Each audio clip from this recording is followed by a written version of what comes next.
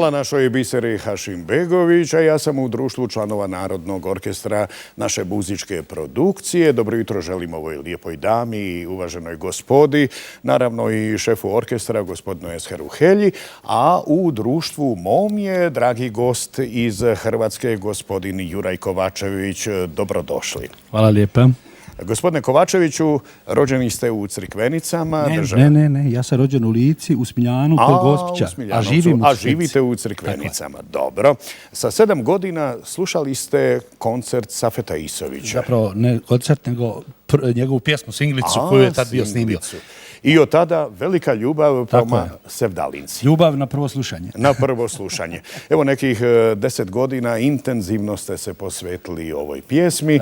Družite se u našoj muzičkoj produkciji sa kolegama i snimate pravite vrijedne arhivske snimke. Ovoga jutra čućemo dva. Jedan je Malenim sokakom, a drugi je Kada moja mladost prođe. Dobrodošli u Bosnu i Hercegovinu. Hvala lijepa. Juraj Kovačević, Malenim sokakom. Izvolite. Hvala lijepa.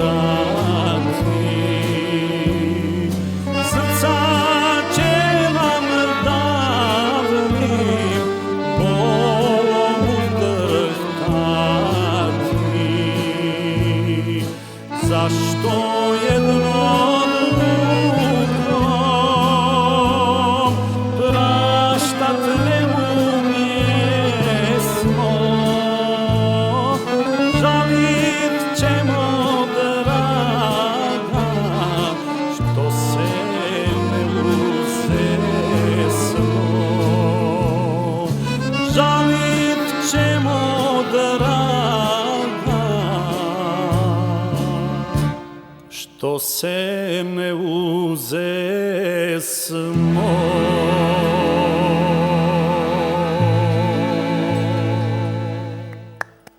Bravo za našeg gosta Jure Kovačevića. Hvala lijepa. Bravo za naš narodni orkestar. Naravno.